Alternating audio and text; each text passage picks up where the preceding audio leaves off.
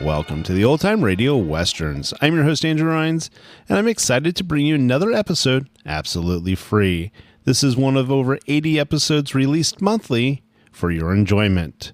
Now, let's get into this episode.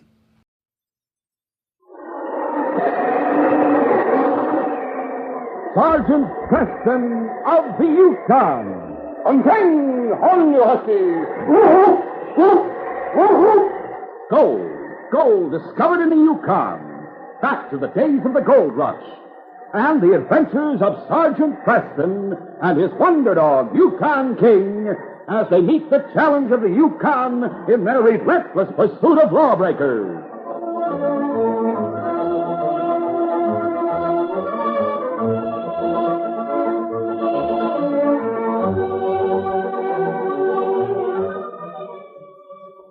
The Quaker Oats Company, makers of Quaker Puffed Wheat and Quaker Puffed Rice, the delicious cereals shot from guns, and the Mutual Broadcasting System presents by special recording Sergeant Preston of the Yukon.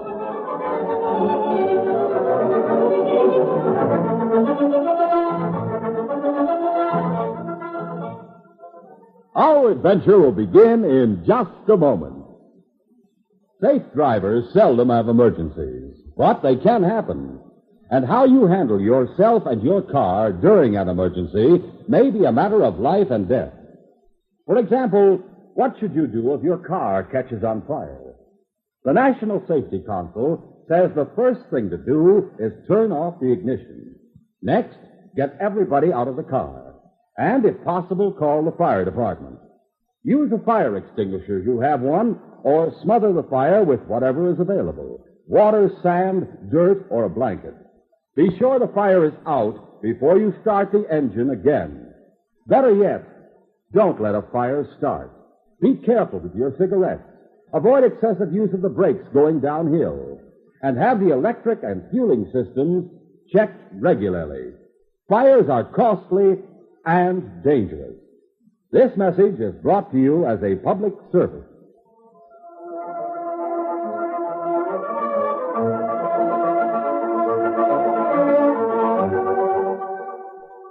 Benedict Yates had been a gambler, and a crooked one until his various tricks with cards made him unwelcome in the Yukon settlement. While he made plans for a bigger store, he had taken over a deserted cabin several miles north of the town of Pine Crossing. Shiloh Timmons had gone with him. In his youth, Shiloh had been a tall, powerfully built man, but crippling rheumatism and old age had left him stoop-shouldered and feeble. Shiloh knew Yates' plans, and he didn't approve of them. He frowned darkly as he watched the gambler staring through the window. Well, Clausen's coming back, and he has a girl with him. Ben, you can't go through with it, seems. Good thing we spotted Sally Norris on the way to town. Oh, I never figured he'd go this far. You have a mighty squeamish conscience all of a sudden for a man who's dodging the mountains. The law doesn't want me for any crime. Well, in that case, you have no reason to be ashamed to face threats. How long are you going to throw that up to me? Just remember, I took you in when you were broke. I offered you a job at a place to stay. You said you needed a man who knew about gold mining. When I took the job, I didn't know you planned to steal a mine. You let me worry about getting the mine. Yes, boss. Come in, Sally Norris. Make yourself at home. Mr. Yates, your friend Clausen said you wanted to talk to me about my father's mine. That's right, Miss Sally. Oh, this is Shiloh Timmons. Shiloh, meet Sally Norris. Hello, Sally. Mr. Yates, I'm in a hurry to reach town, so please be brief. Clausen, what was on his red? A rifle and that package he's holding. Give the package to Clausen. But You heard me. Hand it over. That's it. See what's in it, Clausen. Yeah. it's a gift to be sent to Sergeant Preston. He's a friend of theirs. Sergeant Preston. Look at this, boss. What is it? Gold belt buckle. So that's what you were sending to Preston, eh? Oh, Shiloh, see if there's anything in the pocket. What? You might as well stand still now, Miss Sally. What did you find? Just this. It's a list of things to buy in town. I'll take it. What's the idea of treating me like a prisoner? Sally, I told your father I wanted to buy his gold mine. Yes, at your price. That's right, my price. Dad has a buyer who's willing to pay what the mine is worth. That's what I heard. I figured I'd better increase my offer. Now I'm offering the same amount of cash and your release. You wouldn't dare. Hold it, Carson. Sit it down on that chair. Oh, Shiloh, hand me that hunk of rope, eh? You can't get away with holding me here. Here's the rope. There, now. We'll just tie you so you don't make trouble, Sally. Oh. Shiloh will stay here and keep an eye on you until we get back. That'll hold it. What about this buckle for Sergeant Preston? Give it to Shiloh. It'll remind him of the way he double-crossed Pete. Thanks, I'll take that buckle. Everything all set, Clarkson. I'll get into my pocket and we'll go call Norris. And, Shiloh, Yeah? get this. If anything happens, so this girl gets away while I'm gone, the Yukon won't be big enough to hide you. You know what I mean, and you know I mean it. Yes, I know you mean it. No matter what my father does, you'll kill me, and you know it, Ben Yates. You wouldn't dare let me live. We'll talk about that after I've seen your dad. Come on.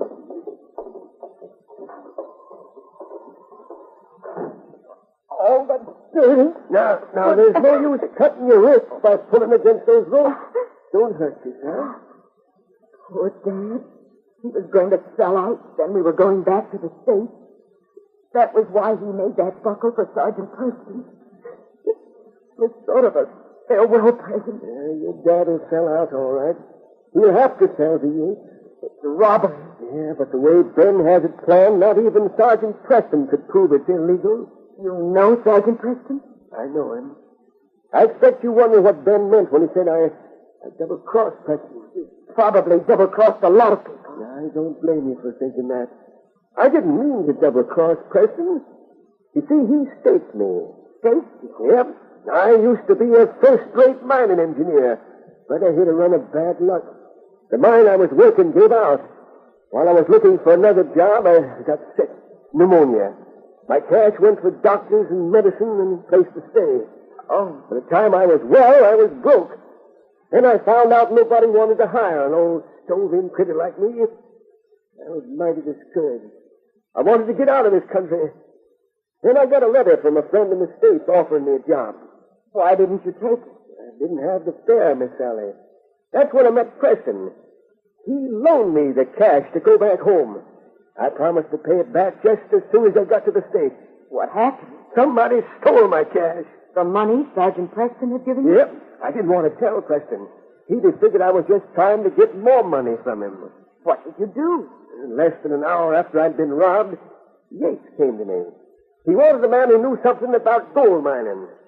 I didn't know he planned to steal a gold mine. I didn't know he wouldn't pay me till he got the mine. I needed a job. I took it. But you didn't have to stay with him. No, I didn't have to. I could have starved. I have no cash. How far do you think a crippled fellow like me could travel before freezing to death? I'm sorry, Shiloh. Ben knows I owe Preston that money. He knows Preston probably figures I'm a deadbeat. He never lets me forget it. Well, I might be a deadbeat, but by golly, I've never been a crook. Shiloh, I guess I was wrong about you. I thought you were as bad as Ben Yates and that man he calls Clausen. Neither one of them any good. Both ought to be in jail. I'd sure like a chance to put him there. Maybe they will be, Shiloh.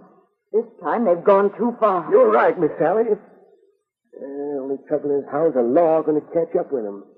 Once your father signs over the mine, you'll have a hard time proving he was forced to sell.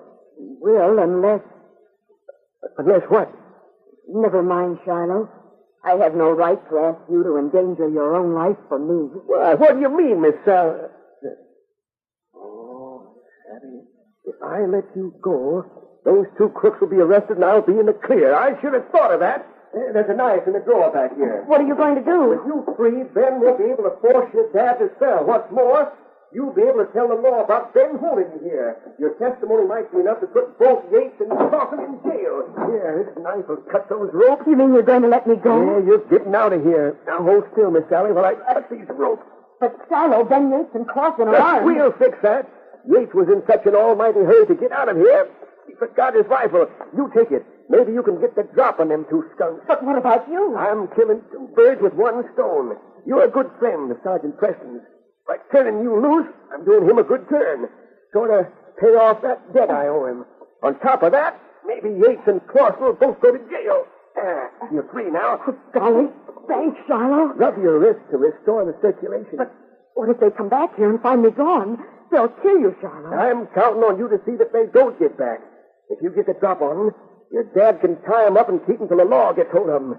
You'll have to travel fast, Miss Sally, so you better be going.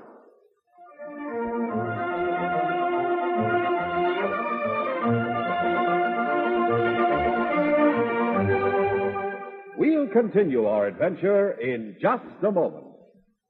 Listen, all you fellas, girls, mothers, dads, everybody. There's something special for each one of you inside your package of Quaker Oats or Mother's Oats right now.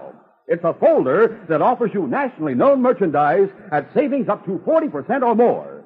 Just use the little blue stars from Quaker cereal packages. They count like money toward such items for you fellas and girls as a Wilson Fielder's mitt, complete camera outfit, beautiful Love Me Baby doll, roller skate, tricycle. One of the items for you dads is a Remington Deluxe Shaver, regular $29.50 value, with 10 blue stars, only $18.83, a saving of over $10. And you ladies can save $40 on a 17-jewel Benrus watch. Just buy Quaker Oats or Mother's Oats, either quick or old-fashioned, round or square package. The folder inside gives you full details. Hurry! Save up to 40% or more on valuable and useful merchandise. Get Quaker Oats or Mother's Oats today.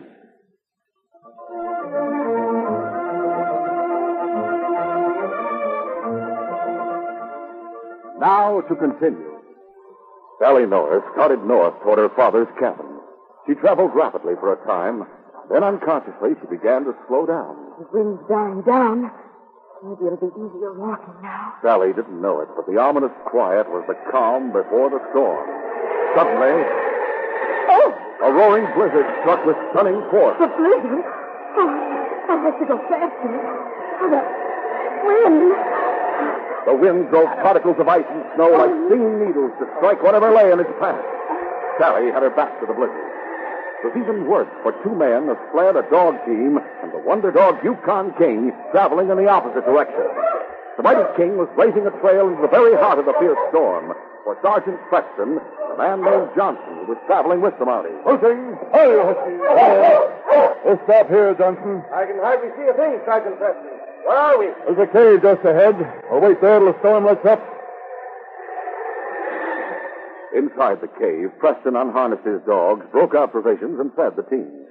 Then the Mountie and his companion prepared to wait out the blizzard. Well, I never expected to find shelter tonight, Sergeant. I wanted to cover as much ground as possible, but there's no use pushing on against a storm like this. We're doggone lucky you knew about this cave.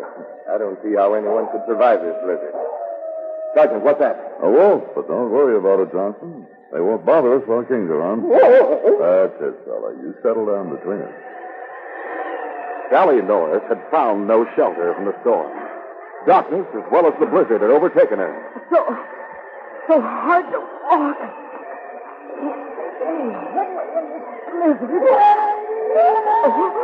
A wolf.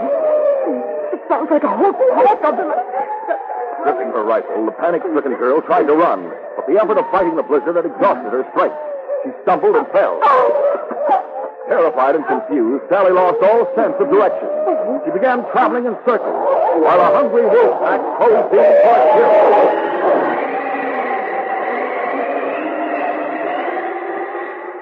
In the snug cave where Sergeant Preston and a man named Johnson waited for the blizzard to subside, the great dog King raised his head. King heard the howls of a wolf pack. He listened. Then suddenly the great dog understood the shrill cries. King tensed. Then sounded an alarm. What is it, King? What's the matter, Sergeant? Easy, King. Something wrong? King thinks so. He heard something outside. I'll look and see. Is it still snowing? Oh, the snow stopped. I hear wolves, but nothing else. Quiet, boy. I want to listen. For an instant, King stopped breathing. He knew from the shrill pitch of the pack's cry that the wolves were out for blood. Sergeant Preston, your dog! A wolf fight. King's going to meet it. Streaking past the sled and sleeping dog team, King raced through the snow toward the prowling, lurking creatures he knew as enemies. He saw the gleaming eyes of the wolves as they were about to close in on a dark form that lay on the ground at the base of a steep cliff. King barked a challenge as he placed himself between the wolves and the still form in the snow. Their leader leaped at the door. In deference to their leader, the pack stood back as the battle began. King saw hatred in the flashing eyes and the threat of death in cruel fangs that tried to grip a vital spot beneath his heavy fur. Mighty Husky dodged and lunged. He used every trick he knew.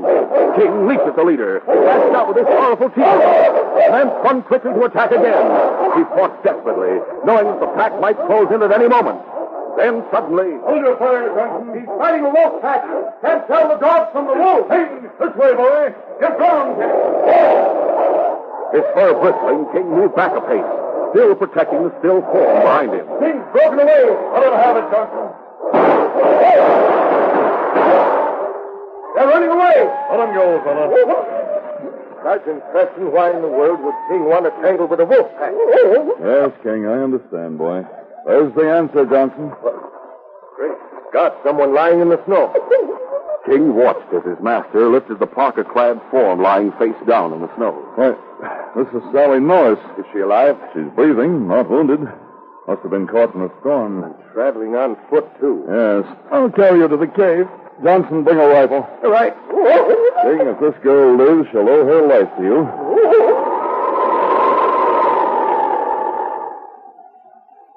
You can just swallow a little warm broth. Sally, try to swallow. She's coming to.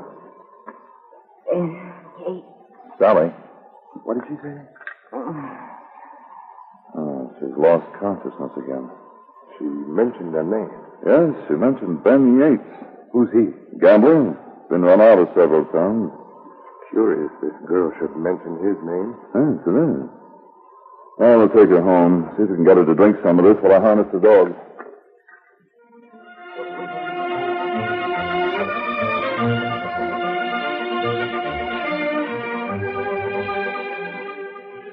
We'll continue our adventure in just a moment. Have you been wishing you could actually see Sergeant Preston in action? See him riding his big black horse Rex, capturing lawbreakers with the help of his courageous dog, Yukon King? And when winter comes, would you like to actually see the terrifying avalanches and snowslides in the coldest country of the North? Actually see a pack of huskies pulling a dog sled over endless snowdrifts? Well, listen to this. Sergeant Preston of the Yukon goes on television next week. These exciting news stories of courage, bravery, romance, mystery will fascinate men, women, boys, and girls, and will be brought to you on a coast-to-coast TV network starting next Thursday, September 29th, by all the Quaker cereals: Quaker Puffed Wheat and Rice, Quaker Oats and Mother's Oats, Muffet Shredded Wheat, and Quaker Paco 10. Now, did you get that date? Write it down. It's next Thursday evening, September 29th, the premiere of Sergeant Preston of the Yukon on television. It's something new and different in television for the whole family. Check your newspaper for the time and the station nearest you.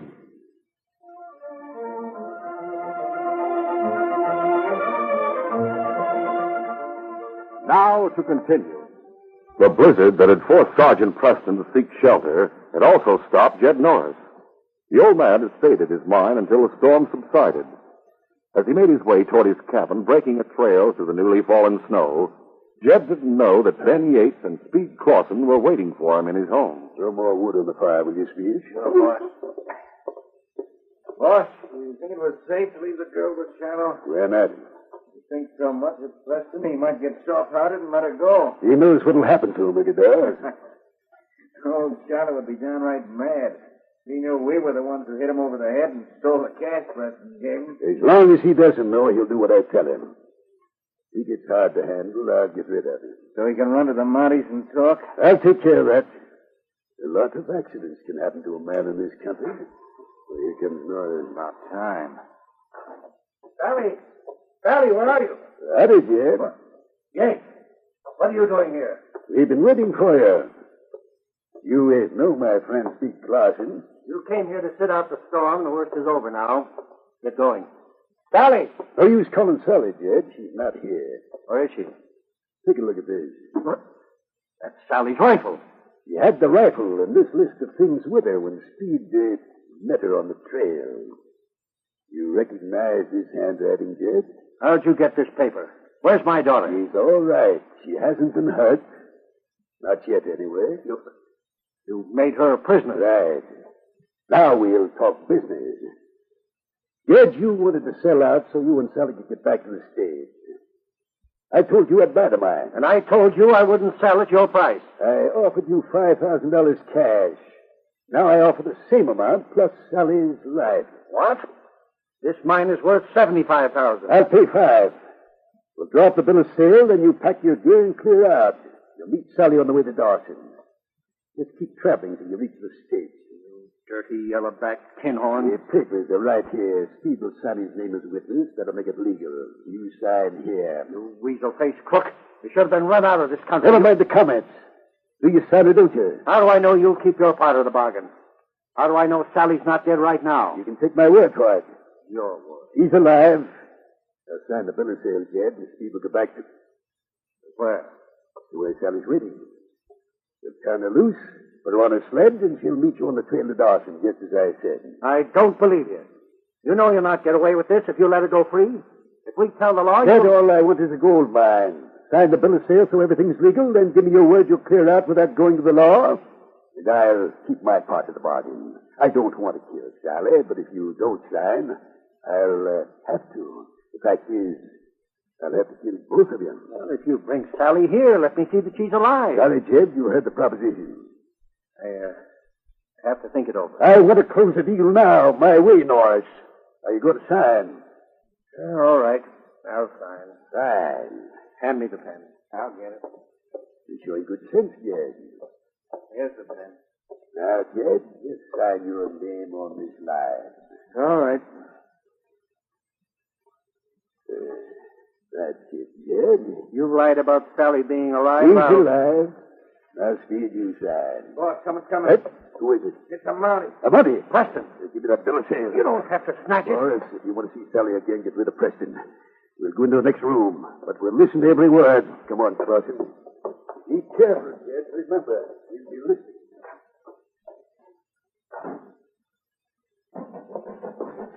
How will I get rid of him? Hello, Ben. Oh, hello, Sergeant Preston. Mind if I come in? Well, I'm mighty busy right now. Hey! In spite of Jed's unwillingness to let his friends enter, Preston and King stepped into the cabin. Instantly, the great dog King caught the scent of Jed Norris's fear. He knew, too, that two men were in the next room, and that they were enemies. Quiet, King. I understand, boy.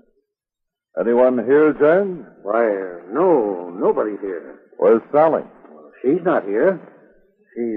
She went to town this morning and decided to stay there for the night. Oh. As if planning to warm his hands at the glowing fire in the hearth, Sergeant Preston crossed the room. King was at his master's heels. Distracted as he was, Jed saw nothing suspicious in the Mountie's casual manner. He didn't notice the grim purpose in Preston's stride. Suddenly, Preston turned sharply. He reached for the door at one side of the fireplace. Get him, King! Oh, look out! Preston, don't! Leave those two alone. No, you! Oh, you don't! Shut up, King. Let him up. Preston, what's the idea of jumping it? Hitting my partner and knocking him out. Don't reach for your gun. No, I don't need a gun. You've made a mistake. There's no mistake. Jed, disarm this man. No. What? You're covered, Sergeant Preston. Drop your gun. No, Jed. But you'll put your gun away before King jumps you. Jed, you know what's at stake. Keep him covered. I'm sorry, Sergeant, but you have no reason to come in here. I have reason to arrest these men. Speed Clawson's been wanted for a long time. And as for Yates... No. Steady, King. Watch him, boy. Lower your gun, Jed. You don't understand. I can't. I'll see you can. Jed, if you're thinking of Sally, she's safe. What? She told me Yates and Clawson were here. Preston, you're crazy. She's on my sled. The man who came here to buy your mine will be along with Sally any minute. Hey, he's lying. It's a trick. Hear those dogs outside? You're finished, Yates. Sally, you're safe. Dad, did Yates hurt you? No, honey. He didn't hurt me, but he had me mighty scared. How'd you get free? Shiloh cut the rope. He let me go. Shiloh. That Dirty double-crosser. He didn't double-cross you. He never was one of your kind. I'll deal with him. Then you and your pal will be out of circulation too long to deal with anyone. Sally, you say a man named Shiloh let you go? Yes, that's right, Dad. He saved my life, and maybe yours, too. Never heard of him. Sergeant Preston knows him. Why, yes, I remember Shiloh. I thought he'd gone back to the States. He couldn't, Sergeant Preston. Someone stole the money you loaned him. Oh. He threw in with Ben Yates only so he could earn enough to stay alive. Sounds like the poor critters had hard luck. But we'll change that, Sally. We'll see that Shiloh's reward. Then there's a reward for the capture of Speed Clawson. I'll see that Shiloh gets it. Should be enough to take him back to the States if he wants to go. Oh, he does, Sergeant. He can go home with Dad and me. We'll go home together. Well, Sergeant Preston, I see you got your men. Yes, Johnson. Come in and close your deal with Norris. With Sally safe and these two crooks under arrest, this case is closed.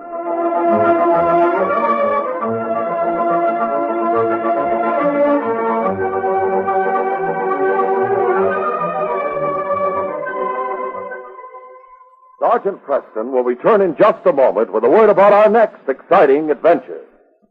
Here's a Mutual note for you. Mutual is a network that has programs you can enjoy throughout the week. If you like question and answer fun, then you'll find there are all sorts of quiz programs you can listen to on Mutual. You can try and outguess the contestants and see if you know the right answer before they do. Even if you don't know, it's loads of fun listening to others. And you can learn a lot at the same time, too. And some of you boys and girls probably have favorite songs and favorite singers that you like to listen to. When you tune into Mutual, you'll hear many of the stars you like best, singing and playing the kind of music you enjoy most. Don't forget, too, there are programs of outdoor adventure and others of barn dance music and jamboree. There's plenty of good listening waiting for you on your Mutual dial. Tune in every weekday afternoon for Mutual's famous programs, especially designed for adventure lovers. And remember to listen other times as well for different kinds of programs you like over most of these stations.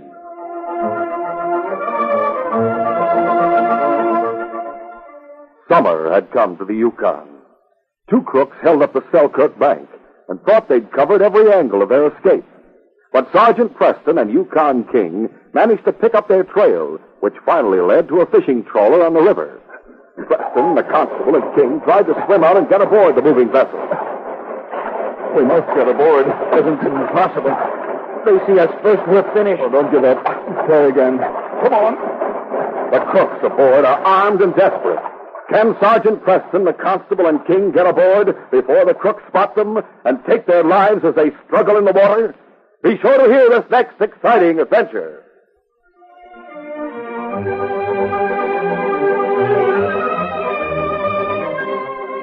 These Sergeant Preston of the Yukon Adventures are brought to you every Monday through Friday at this time by the Quaker Oats Company, makers of Quaker Puff Wheat and Quaker Puff Rice, the delicious cereals shot from guns.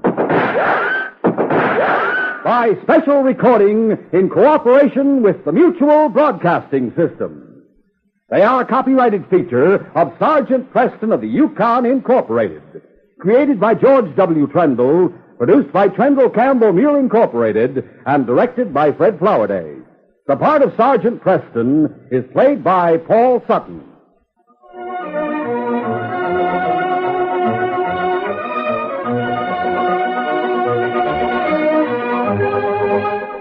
This is J. Michael wishing you goodbye, good luck, and good health from Quaker Puff Wheat and Quaker Puff Rice. So long. This is Mutual, Radio Network for all America.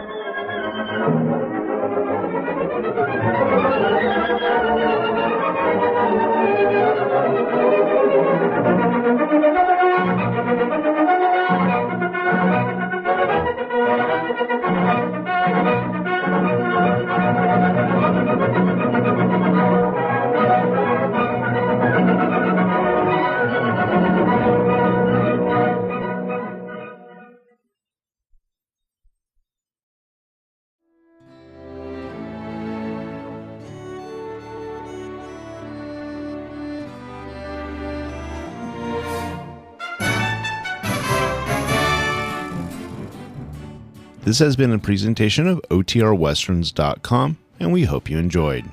Please take some time to like and rate this episode within your favorite podcast application. Follow us on Facebook by going to otrwesterns.com/Facebook and subscribe to our YouTube channel by going to otrwesterns.com/YouTube. Become one of our ranch hands and unlock some exclusive content. We want to thank the following ranch hand, Steve, who joined us recently. You too can join by going to otrwesterns.com/donate. Send us an email, podcast@otrwesterns.com, and you can call and leave us a voicemail, 707-986-8739. This episode is copyright under the attribution, non-commercial, share-alike copyright. For more information, go to otrwesterns.com/copyright. Have a great day, and thanks for listening.